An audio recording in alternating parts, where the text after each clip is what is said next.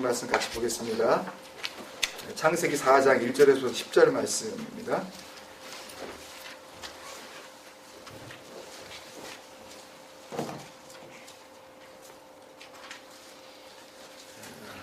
제가 1절, 여러분들이 2절, 10절 같이 읽을게요.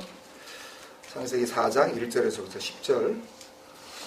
아담이 그의 아내 하와와 동침하매 하와가 임신하여 가인을 낳고 이르되 내가 여호와로 말미암아 득남하였다 하니라. 가인하고 아벨을 낳았는데 아벨은 양치는 자였고 가인은 농사하는 자였더라. 세월이 지난 후에 가인은 땅의 수산으로 제물을 삼아 여호와께 드렸고 아벨은 양의 첫 새끼와 그의 기름을 드렸더니 여호와께서 아벨과 그의 제물을 받으셨으나 가인과 그의 제물은 받지 아니하신지라. 가인이 몹시 분하여 안색이 변하니 여호와께서 가인에게 이르시되 내가 분하여 함은 어찌 됨이며 안색이 변하면 어찌 됨이냐. 내가 선을 행하면 어찌 낯을 들지 못하겠느냐. 선을 행하지 아니하면 죄가 문에 엎드려 있느니라. 죄가 너를 원하나 너는 죄를 다스릴지니라. 가인이 그의 아우 아벨에게 말하고 그들이 들에 있을 때에 가인이 그의 아우 아벨을 쳐 죽이니라. 여호와께서 가인에게 이르시되 내 아우 아벨이 어디 있느냐. 그가 이르되 내가 알지 못하나이다. 내가 내 아우를 지키는 자니이까. 같이요. 이르시되 내가 무엇을 하였느냐. 내 아우의 뒷소리가 땅에서부터 내게 호소하느니라. 아멘. 오해하지 말아야 할 순교 두 번째 시간으로 우리 같이 말씀 나눕니다. 우리는 지난 주 요한계시록 20장 4절에서부터 6절 말씀을 통해서 하나님께서 우리에게 우리가 아는 그 사전적 의미의 그 순교, 그러니까 우리가 상식적으로 알고 있는 그 순교를 하나님께서는 요구하지도 않으셨고 또 그런 그 피지컬한 데스, 그 물리적 죽음을 마터돔, 순교로 보지도 않으실 뿐더러 혹 우리가 생각하는 수준의 그 chastity of the faith, 그 믿음의 그 순결, 믿음의 그 정조, 그걸 갖다가 이렇게 굽히지 않기 위해서 목숨을 내건 위험을 무릅쓴다고 하더라도 그런 모습을 순교라고 본다거나 그게 정말 하나님을 사랑하는 걸로 보시지 않는다는 것을 우리가 알았습니다. 오히려 진정한 순교는 진정한 순교자는 그 하나님의 말씀 때문에 목배임을 당한 그 사람들이라 그랬죠. 그러니까 하나님께서 주신 율법. 그러니까 이 율법은 성경 말씀만을 의미하는 게 아니에요.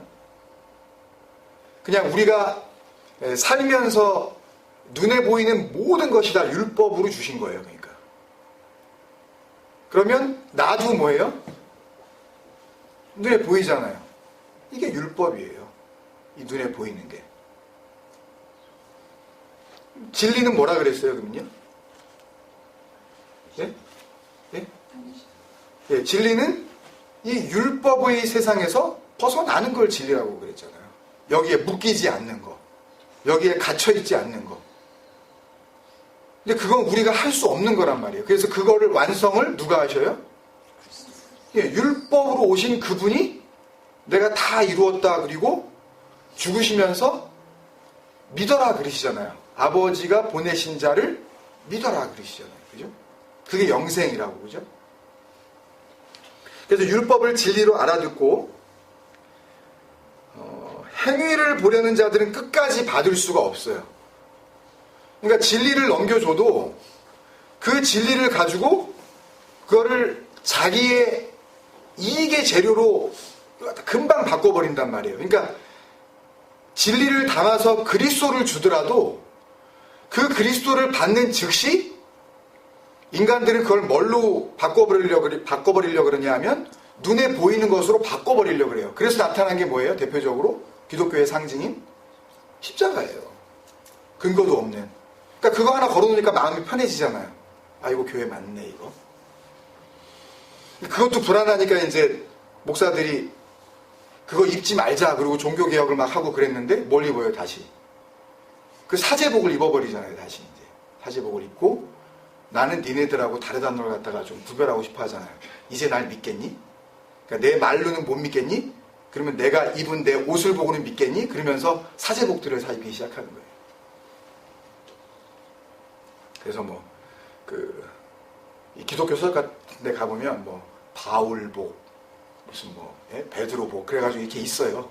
가보면 이렇게 후드를 이렇게 해가지고 신부들이 입는 거 비슷하게 해가지고 저도 하나 어디 안수 받을 때 하나 받았는데 전부 그거 이렇게 안에 이렇게 해가지고 여기다 넣고 하얀 거 플라스틱 여기다 넣어가지고 이렇게 난 니네들하고 달라. 그러니까 내 앞에서 까불지 마 이렇게 이제 그거 하려고 그러잖아요. 근데 그걸 또 누가 좋아해요? 성도들이 좋아해요, 그걸요. 성도들이 그렇게 만들고 있는 거예요. 그렇게 하면 좋아하니까. 거룩해 보이는 걸 이러면서. 그러니까 행위를 보려는 자들은 끝까지 못 받아요, 이건요. 근데 모든 인간이 다 그래요. 모든 인간이. 행위를 보려 그래요. 저러네? 진리를 안다 그러면서 저러네? 여러분 솔직히 그러잖아요. 진리를 아셨다 그러면서도 근데 저 사람 왜 그래? 그러시죠, 여러분들이. 계속 하나님 앞에서 우리의 죄인됨이 폭로되고 있는 거예요. 근데 나는 의롭다고 그렇게 자꾸 주장하시면 안 돼요. 그러니까 그리스도로 머리가 바뀐 그 은혜를 그거를 깨닫고 마음으로 간직한 자들이 진정한 의미의 하나님의 말씀을 위하여 죽은 자들, 성도라는 거죠. 그러니까 성경은 우리가 생각하는 그런 순교나 그런 헌신이나 그런 봉사나 그런 용감함, 그런 거를 이렇게 내어서 보이라고 하지도 않고 있고, 성경은. 그러니까 그렇게 해석하는 거는 다 잘못된 해석이에요. 그렇게 억지로만 해석하고 싶어서 안달이 난 거예요. 안 그러면 교회에서 써먹을 수가 없으니까. 돈도 안 내니까. 아무도 교회 봉사 안 하려고 그러니까 그렇게 억지로만 이렇게 해석을 하는 거예요. 그렇게 해야 제자를 좀 써먹을 수 있으니까. 그리고 그런 걸 순교로 알고 있는 자들을 오히려 성경은 뭐라 그러냐면 범죄자, 교만한 자, 살인자, 하나님의 대적이라고 그러는 거거든요. 그게. 오늘 우리가 같이 읽은 창세기 4장의 본문은 인류 최초의 살인사건을 증거하는 기록이에요. 이 내용을 언뜻 보면 재물을 차별하신 그 하나님 때문에 생긴 분노를 참지 못하는 그 형 가인이 동생 아벨을 죽인 그런 스토리예요. 언뜻 보면 그냥. 그리고 그렇게 다 우리가 해석을 하고 있어요. 그리고 그렇게 죽게 된 이유가 다름 아닌 재물, 그죠? 아벨과 그 재물은 연락, 좋아하셨다 그러고, 가인과 그 재물은 안 받으셨다 그러니까. 그러니까 사람 차별, 또 뭐 차별? 재물 차별, 이렇게 된 거죠. 재물은 곧 뭐예요? 제사를 의미하는 거죠. 그걸로 하나님을 기쁘시게 하는 어떤 그런 행위. 우리가 지금 오늘날의 말로 표현하면 예배, 그죠? 하나님을 섬기는 방법이죠. 이게 하나님을 섬겨드리는 방법. 거기에서 비롯된 것으로 보여지기 때문에 아벨은 하나님께서 기뻐하시는 제물을 드리려다가 뭐를 잃었어요? 목숨을 잃었잖아요. 뭐예요? 인류 최초의 순교자, 이렇게 불리는 거죠. 그렇게 설교를 해요.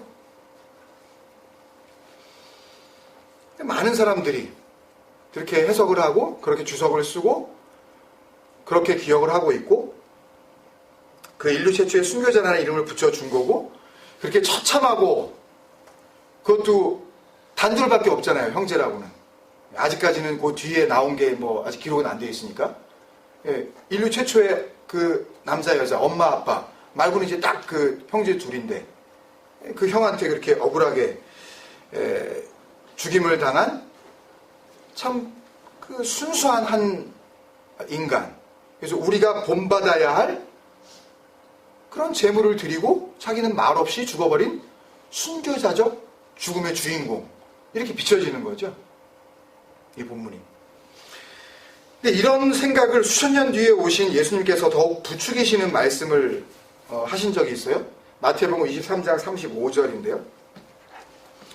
제가 읽을게요. 그러므로 의인 아벨의 피로부터 성전과 제단 사이에서 너희가 죽인 바가랴의 아들 사가랴의 피까지 땅 위에 흘린 의로운 피가 다 너희에게 돌아가리라. 그러니까 사가랴는 기억이 잘 안 나실지 모르겠지만 역대하 24장에 보면 남유다 그 제8대 왕 요아스 때 우상 숭배하느라 갔다가 이제 대놓고 막 질책을 하다가 성전 마당에서 사람들한테 돌 맞아 죽은 그 장본인이거든요. 그래서 편집상으로는 구약 성경의 맨 마지막에 말라기가 등장하고 있지만 사실 이 쓰여진 그 순서로 보면 그 저작 연대 순으로 보면 역대하가 제일 마지막에 쓰여졌거든요.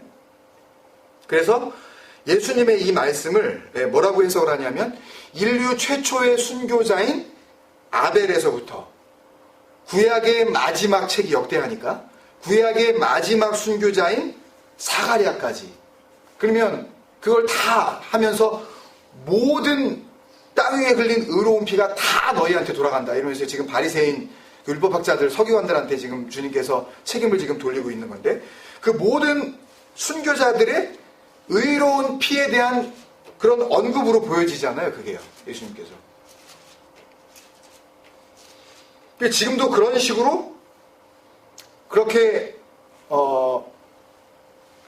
우상 숭배하는 것을 가가지고 이렇게 탁 니네 잘못하고 있는 거야, 과감하게 용기 있게 그렇게 해서 죽기만 하면 의로운 피를 흘려서 의로운 죽음을 맞이하는 의인이 될 수 있다고 이렇게 믿게 하는 그런 구절이 지금 이 구절이잖아요. 마태복음 23장 35절.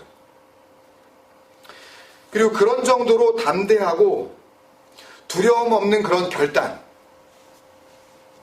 무서워하지 않는 거죠. 잘못하고 있는 거를 가가지고 탁 이렇게 얘기해주고, 그런 행동을 보이는 사람에게 저 사람 참 믿음 좋다 그러죠.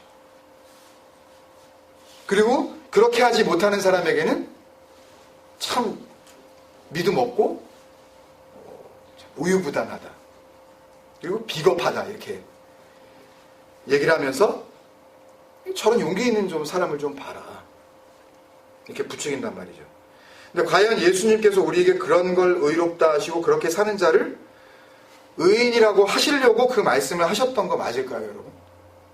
그럼 우리가 저지난주에 읽었었던 그 로마서에 나오는 그 행위로는 하나님 앞에서 의롭다함을 입을 자가 없다, 그리고 예수 그리스도의 피로 말미암아서만 의롭다 하심을 받는다, 그리고 의인은 없나니 하나도 없다, there's no one righteousness, not even one, 이런 말씀은 도대체 무슨 말씀을 하려는 걸까요?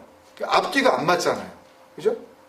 의인이었다 그러시면서 또 성경은 의인 없다 그러고 있으니까. 거기다가 요한 사도의 그 말씀을 보면 이런 말씀이 있습니다. 요한일서 3장 15절을 보면 그 형제를 미워하는 자마다 살인하는 자니, 여러분 그 형제를 미워하는 자마다 뭐라고요? 이게 완료형 그 동사거든요. 살인했대요 이미. 예수님께서 우리 그거 배웠었잖아요. 비유할 때 그 부분을 살짝 우리가 다루었었는데, 그 형제에게 그 바보라고, 라카, 그게 되게 이게 바보, 하여튼 멍충이 그런 이제 의미잖아요. 하는 자들마다 다 어디로 간다고요? 지옥불에 떨어진다고 그랬잖아요. 그러니까 마음으로만 그렇게 이제 미워하는 마음을 가져도 이미 너희가 살인을 했다 그러잖아요. 그죠? 그 말씀을 지금 그 요한 사도가 하는 거거든요, 여기에서. 그래서 영생이 그 속에 거하지 아니하는 것을 너희가 아는 바라. 그죠? 이렇게 말씀을 하고 있단 말이에요. 그렇다면 사실상 이 땅에 있는 모든 인간들은 뭐가 되는 거예요? 살인자가 되는 거죠. 다 머더러. 그러니까 살인자로 살다가 그렇게 억지로 좀 사랑해 보려고, 미워하지 않아 보려고 하는 그게 이미 벌써 살인이니까. 살인자로 그렇게 죽어가고 있는 거란 말이에요. 그죠? 혹 난 미워한 적 없어. 나는. 그리고 혹 어떤 사람에게 아닌데 그 사람은 난 미워하지 않아. 그 사람 내가 아는데 그 사람은 진짜 미워하지 않아. 라고 할지 모르지만 복음서에서 예수님께서 이런 말씀하셨죠. 니네들 마음속에서 나오는 거 그게 니네들 더럽게 하는데 니네들 인간의 그 마음속 네 속에서 나오는 것들이 뭐냐 하면 악한 생각. 마태복음 15장 19절에 보면 악한 생각 뭐예요? 그 다음에 살인, 간음, 음란, 도둑질, 거짓 증언, 비방 그것뿐이잖아 라고 주님께서 말씀하셨단 말이에요. 니네 속에 그게 있고 니네 나오는 게 그거잖아. 니네 의로운 게 어딨어. 그래서 너희가 더러워진 거잖아. 그게 살인이란 말이야. 그걸 말씀하신 거란 말이에요. 이 말씀에 의하면 우리는 뭐 도저히 부인할 수가 없는 거죠. 다 살인자고 그래요. 내 살인자예요. 그래요. 이렇게 해가지고는 하나님의 은혜는요. 은혜로서 전혀 능력을 발휘 못합니다. 여러분. 주님께서 말씀하신 이 말씀 안에 담겨져 있는 그 진리, 그 내용을 여러분들이 정말 마음으로 간직한다는 이야기는 여러분들 이게 이해가 되고 깨달아져서 그거에 대한 분명한 공감이 이루어지고 있어야 되는 거예요. 그냥 그렇다 칩시다. 예수님이 얘기했다는데 그래 치사하다 그래. 그래 살인자고 해주지. 이런 얘기가 아니란 말이에요. 이거를 온전히 진리로 깨닫지 못하시면요. 복음은 복음이 될 수가 없어요. 뭐 잘 살고 있는데 의로운데 무슨 복음이 필요 있냐고요. 그러니까 그런 분들은 오실 필요도 없고 드릴 필요도 없어요. 이 말씀을요. 그런 분들에게는 이미 복음이 필요가 없는데 의롭고 살고 있고 살인하지 않았는데 살인자도 아닌데 사형이 그에게 적용되어지지 않는 그런 삶을 살고 있는데 무슨 구원이 필요하겠어요. 그러면 순교자가 있으려면 누가 있어야 돼요? 살인자가 있어야 될 거 아니에요. 그런데 모두가 살인자라면 그럼 순교자가 어디 있나요? 근데 왜 이렇게 순교자가 많죠? 한국만 가도 뭐 이렇게 순교자 뭐 이렇게 묘역 뭐 많아요. 여러분들이 잘 알고 있는 어떤 한 교회는 그 온 교회가 그 순교자들이라고 하는 그 묘역을 지키기 위해서 교회를 세우고 1년에 수십억 원의 예산을 들여서 그 묘역을 관리하고 거기에 관광 오는 사람들을 안내하고 이러고 있어요. 그게 하나님께서 자기들에게 맡겨주신 사명이라고 생각을 하고 말을 하고 싶지만 너무 많은 분들이 존경하고 있어서 차마 말을 못하겠어요. 그렇다면 오늘 우리가 이 말씀을 통해서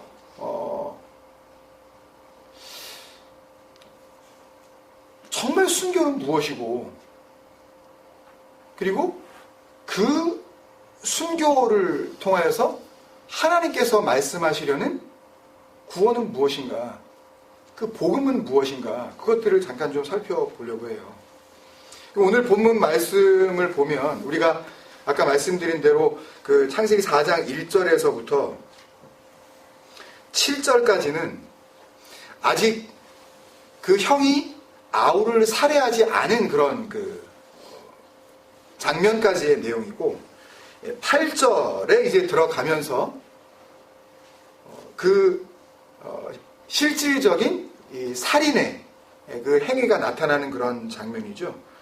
거기 8절에 보면 가인이 그의 아우 아벨에게 말하고라는 이런 단어가 나오는데요.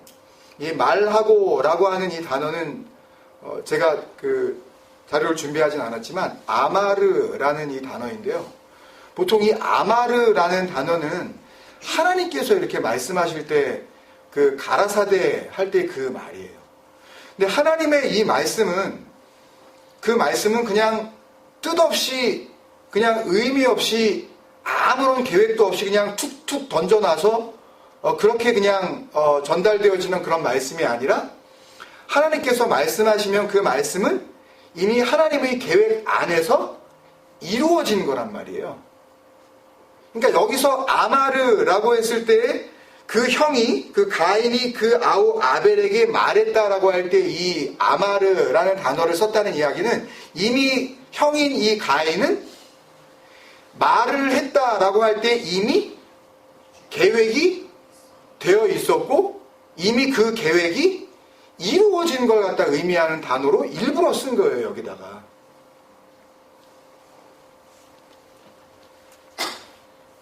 그래서 이 아마르, 이 계획되어진 살인, 이게 어떻게 복음으로 이어지게 되는지를 민수기서에 나오는 말씀을 좀 살펴보면서 연결을 시켜보도록 하겠습니다.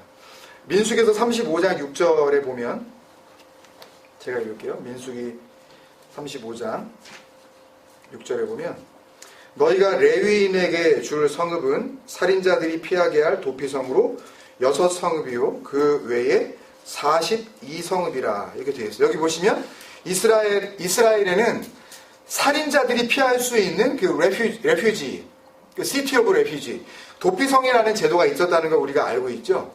근데 그 도피성은 누가 거하는 성읍이에요? 레위인들이 원래 거하는 그런 성읍이었어요.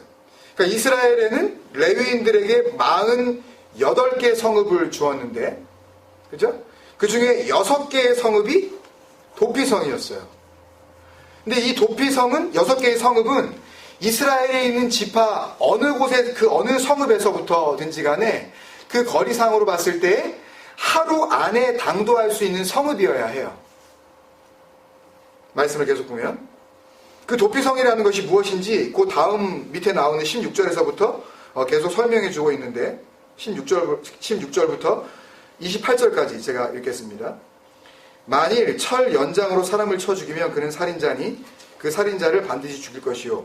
만일 사람을 죽일 만한 돌을 손에 들고 사람을 쳐 죽이면 이는 살인한 자니 그 살인자는 반드시 죽일 것이요. 만일 사람을 죽일 만한 나무 연장을 손에 들고 사람을 쳐 죽이면 그는 살인한 자니 그 살인자는 반드시 죽일 것이니라. 피를 보복하는 자는 그 살인한 자를 자신이 죽일 것이니 그를 만나면 죽일 것이요. 만일 미워하는 까닭에 밀쳐 죽이거나 기회를 엿보아 무엇을 던져 죽이거나 악의를 가지고 손으로 쳐 죽이면 그 친자는 반드시 죽일 것이니 이는 살인하였습니다. 피를 보복하는 자는 살인자를 만나면 죽일 것이니라. 악의가 없이 우연히 사람을 밀치거나 기회를 엿봄이 없이 무엇을 던지거나 보지 못하고 사람을 죽일 만한 돌을 던져서 죽였을 때에 이는 악의도 없고 헤아려 한 것도 아닌즉 회중이 친자와 피를 보복하는 자 간에 이 규례대로 판결하여 피를 보복하는 자의 손에서 살인자를 건져내어 그가 피하였던 도피성으로 돌려보낼 것이요. 그는 거룩한 기름 부음을 받은 대제사장이 죽기까지 거기 거주할 것이니라.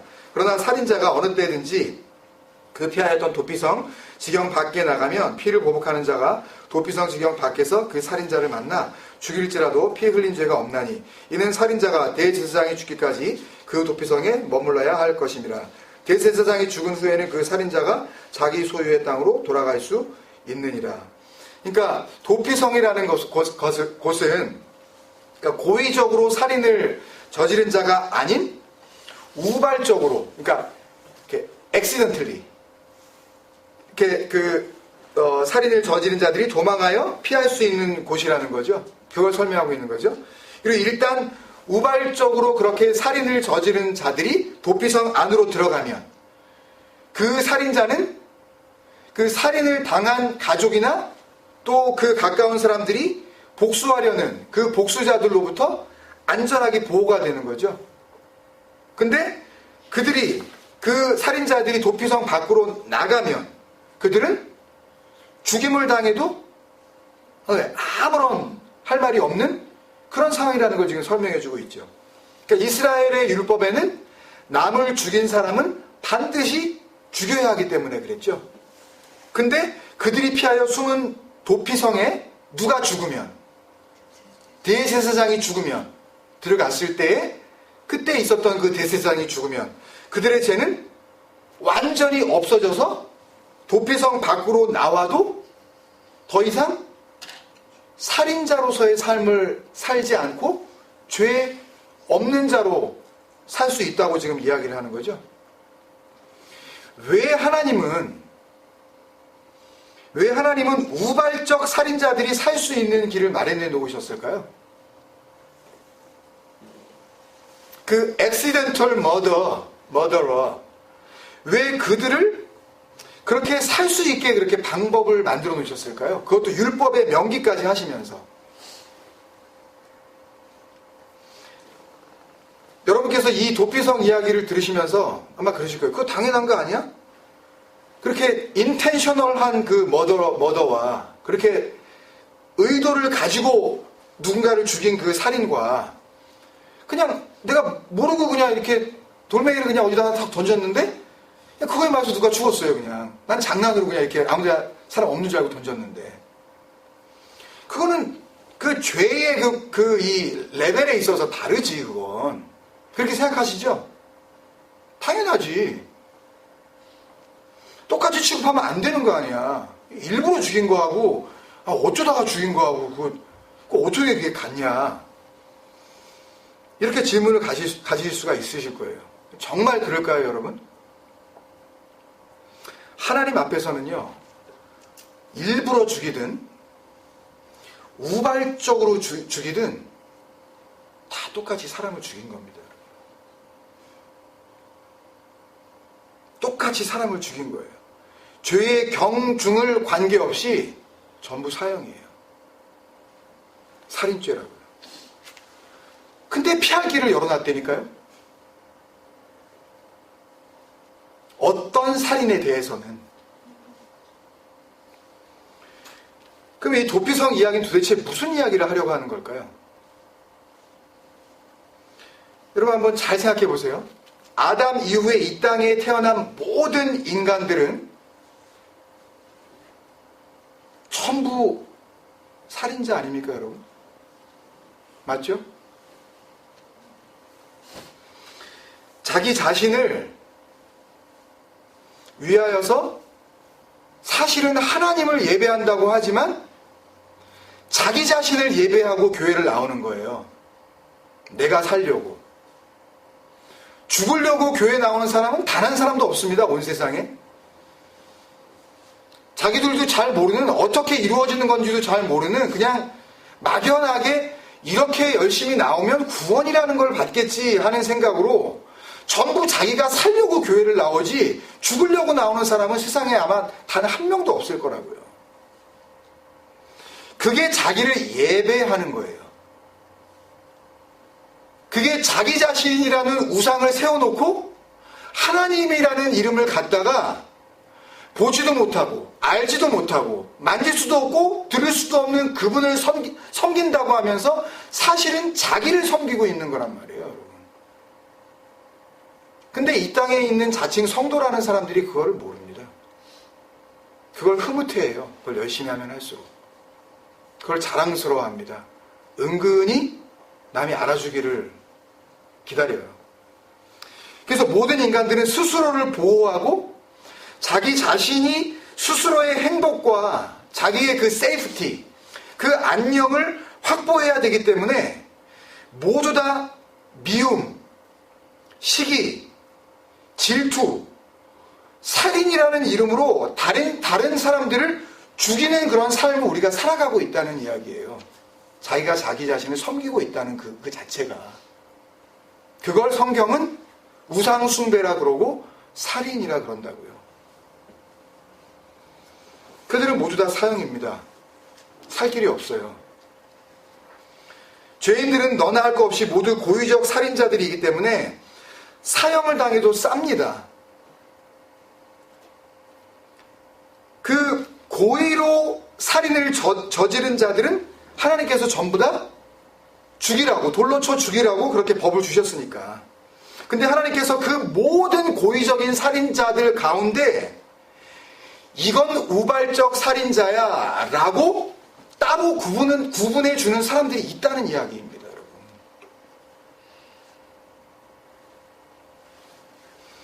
똑같이 살인이라는 죄를 저질렀지만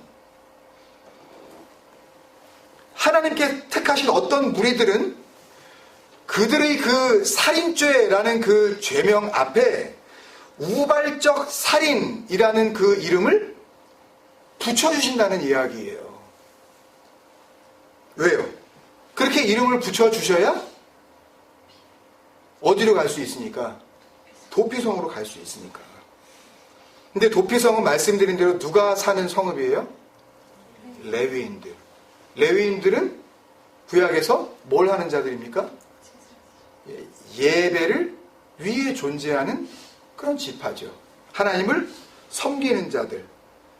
그러니까 예수 그리스도로 말미암아 하나님 앞에서 구원받은 영적 이스라엘의 대표를 레위인으로 지금 우리에게 보여주고 계시는 겁니다. 그러니까 오늘날의 교회, 참된 에클레시아를 의미하는 것이 바로 레위인들이란 말이죠.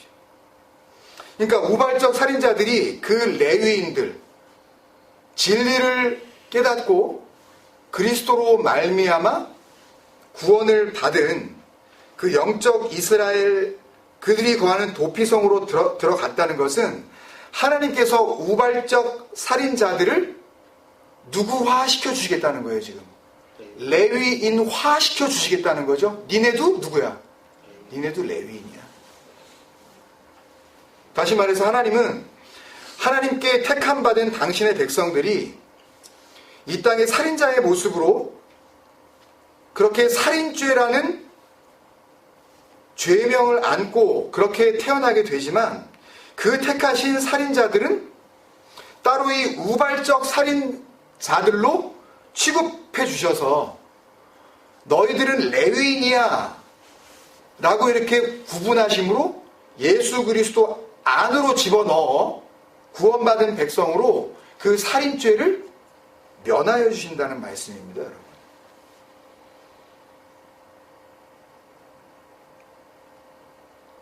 근데 그 우발적 살인자들이 온전히 사면이 되어서 거기에서부터 자유를 얻기 위해서는 그 도피성에 누가 죽어야 돼요?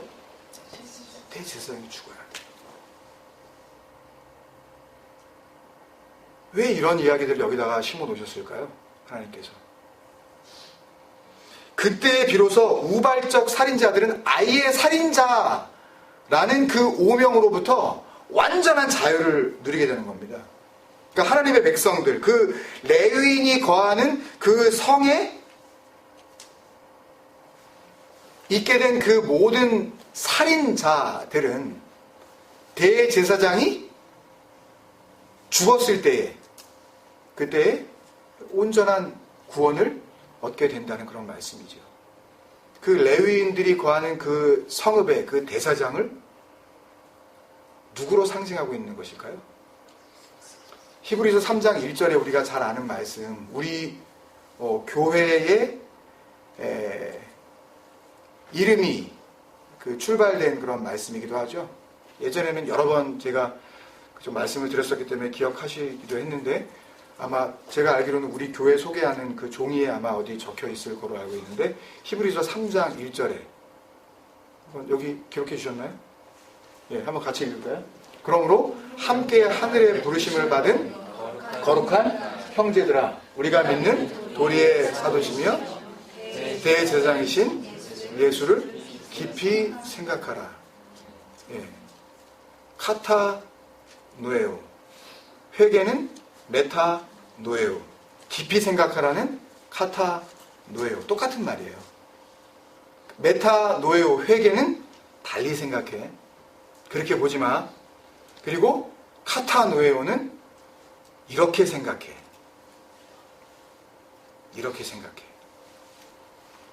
이게 진짜야 라고 하시는 그런 생각이거든요. 하나님의 의에서 생각해, 그런 뜻이에요. 그러니까 왜 이걸 생각하라 그랬는지 이게 좀 느낌이 오는 것 같습니다. 바로 그 레위인들이 거하는 성의 대제사장, 그분은 이 땅에 죽으러 오신, 대제사장으로 죽으러 오신 예수 그리스도를 말씀하시는 거고, 그 대제사장이신 예수 그리스도께서는 이 땅에 오셔서 그 살인죄를 덮어쓰고 있는 이 땅의 모든 택하신 그 성도들을 위하여 죽음을 맞이하게 되는 거죠. 그게 스타우로스의 은혜인 것입니다. 그래서 우리 우발적 살인자들로 구분되어진 자들은 그리스도의 그 죽음을 통하여 완전히 사면을 받게 되는 겁니다. 바로 이 은혜의 복음 이야기가 도피성이 담고 있는 내용이에요. 그리고 도피성 이 이야기는 오늘 본문에서 아마르, 그 가인이 그 아벨에게 했었던 계획적인 그 이야기, 그 아마르라는 단어에서부터 출발하는 겁니다. 그러니까 고의적인 살인. 이것은 하나님의 선택에 의해서 제외된 고의적 살인자들인 가인들은 절대 용서받을 수 없다는 것을 확인시켜 주기 위해서 가인의 살인을 아마르, 계획된 살인으로, 고의적 살인으로 명기를 하고 있는 것입니다.